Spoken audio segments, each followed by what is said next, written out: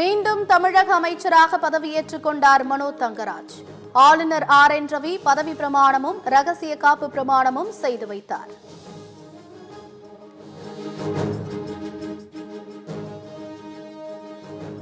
அமைச்சராக பதவியேற்றுக் கொண்ட மனோ தங்கராஜுக்கு பால்வளத்துறை ஒதுக்கீடு.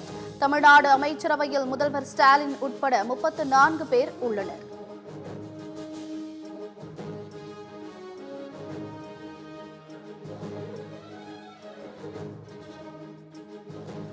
அமைச்சர் பதவியேற்பு விழாவில் சிரித்த முகத்துடன் கைகுலுக்கிக் கொண்ட முதலமைச்சர் ஸ்டாலின் மற்றும் ஆளுநர் RN ரவி. ஆளுநர் முதலமைச்சர் இடையே பனிப்போர் நீடிக்கும் நிலையில் மகிழ்ச்சி சந்திப்பு.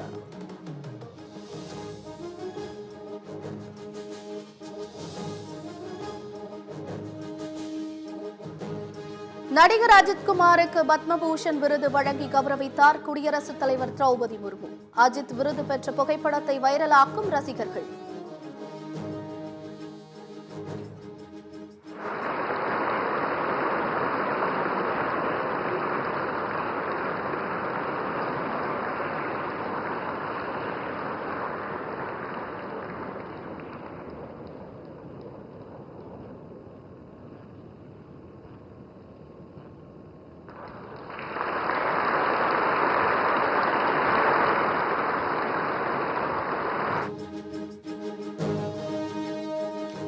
இந்திய கிரிக்கெட் அணியின் முன்னாள் வீரர் அஸ்வின், செஃப் தாமோதரன் உள்ளிட்டவர்களுக்கு பத்மஸ்ரீ விருது.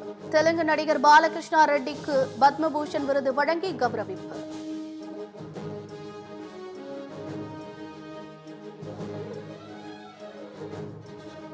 பொள்ளாச்சி பாலியல் வழக்கில் அனைத்து தரப்பு வாதங்கள் முடிந்த நிலையில் மே 13ஆம் தேதி தீர்ப்பு.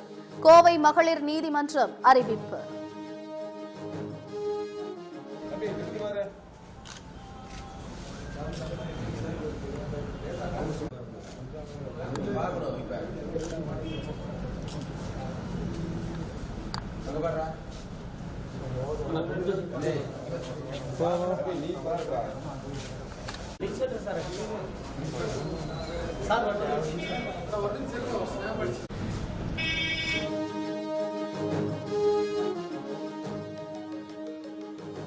பொள்ளாச்சி பாலியல் வழக்கை விசாரித்து வந்த கோவை மகளிர் நீதிமன்ற நீதிபதி திடீர் மாற்றம். மொத்தமாக 77 மாவட்ட நீதிபதிகளை பணியிட மாற்றம் செய்து சென்னை உயர்நீதிமன்ற பதிவாளர் உத்தரவு.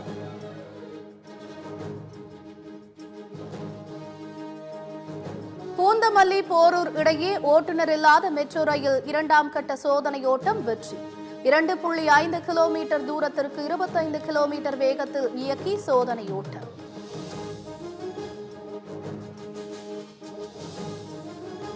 தமிழகத்தில் தங்கியிருந்த 200 பாகிஸ்தானியர்கள் வெளியேற்றம். மத்திய அரசின் அறிவுறுத்தலின் பேரில் காவல்துறை அதிரடி நடவடிக்கை.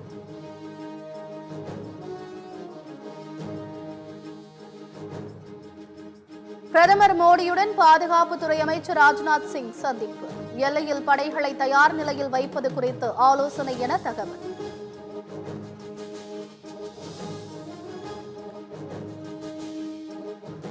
இந்தியா பாகிஸ்தான் இடையே போர் சூழல் உள்ள நிலையில் மத்தியஸ்தம் செய்ய தயார் என சீனா அறிவிப்பு. இரு நாடுகளும் அமைதியான முறையில் தீர்வு காண வேண்டும் என வலியுறுத்தல்.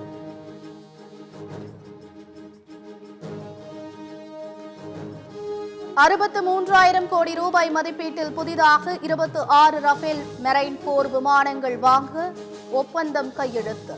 புதிய விமானங்கள் INS விக்ராந்த் போர்க்கப்பலில் இடம்பெற உள்ளதாக தகவல்.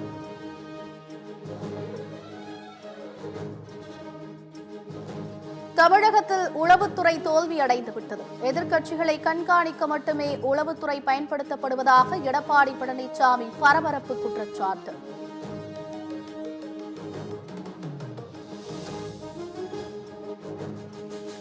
பொல்லாத ஆட்சிக்கு பொள்ளாச்சியே சாட்சி. துயரமான ஆட்சிக்கு தூத்துக்குடியே சாட்சி. தமிழ்நாட்டில் சட்டம் ஒழுங்கு சரியில்லை என கூறிய எடப்பாடி பழனிசாமிக்கு முதலமைச்சர் ஸ்டாலின் பதில். சாமானிய மக்களை, ஆனால் தமிழ்நாட்டு மக்களை கேட்டால் அவர் ஆட்சியில் பட்ட வேதனைகளை கண்ணீருடன் புலம்புவார்கள். பொல்லாத ஆட்சிக்கு பொள்ளாச்சியே சாட்சி. துயரங்களை கொடுக்கக்கூடிய ஆட்சிக்கு தூத்துக்குடி துப்பாக்கி சூடே சாட்சி. சாமானிய மக்களை வதைக்கக்கூடிய ஆட்சிக்கு சாத்தான்குளமே சாட்சி.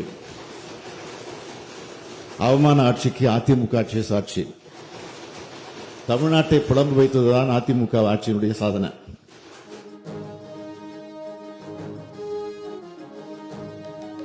நீதிமன்ற உத்தரவுகளை நிறைவேற்றாத அரசு அதிகாரிகளால் நீதிமன்ற நேரம் வெகுவாக வீணடிக்கப்படுகிறது. சென்னை உயர்நீதிமன்ற நீதிபதி வேதனை. திருப்பதியில் 2.5 கோடி ரூபாய் மதிப்புள்ள 72 செம்மரக் கட்டைகள் பறிமுதல். 7 பேர் கொண்ட கும்பலை கைது செய்து செம்மர கடத்தல் தடுப்பு பிரிவு போலீசார் நடவடிக்கை.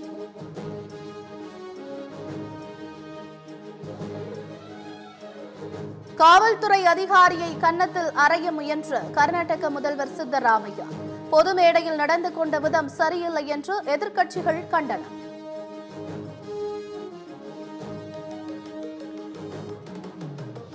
ஒடிஷா மாநிலம் பாரதி அருகே பைப் குடோனில் பயங்கர தீ விபத்து. வானை நோக்கி கரும்புகை எழுந்து பரவுவதால் அக்கம் பக்கத்தினர் அவதி.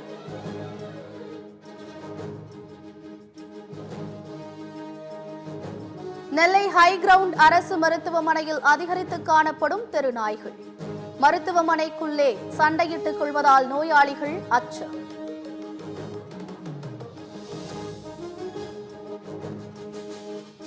நாங்குநேரி சாலையில் பால் லாரியை பிடித்துக் கொண்டு அபாயகரமான வகையில் இளைஞர்கள் பயணம்.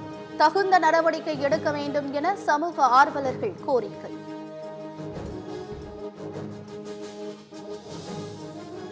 மே 3ஆம் தேதி திமுக மாவட்ட செயலாளர்கள் கூட்டம் சென்னை அண்ணா அறிவாலயத்தில் நடைபெறும் என பொதுச் செயலாளர் துரைமுருகன் அறிவிப்பு.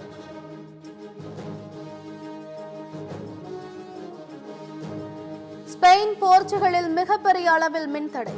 இருளில் மூழ்கிய நகரங்கள். விமான சேவையும் பாதிக்கப்பட்டதால் பயணிகள் அவதி.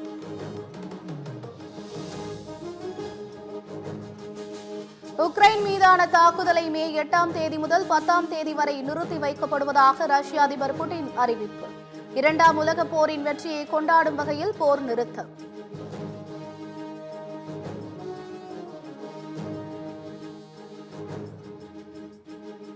அமெரிக்காவின் அரிசோனா மாகாணத்தில் நடந்த போட்டியில் சீறிப்பாய்ந்து தலைக்குப்புற கவிழ்ந்த சிறிய வகை படகு. அதிவேகமாக சென்றதால் நிலைகுலைந்து விபத்து.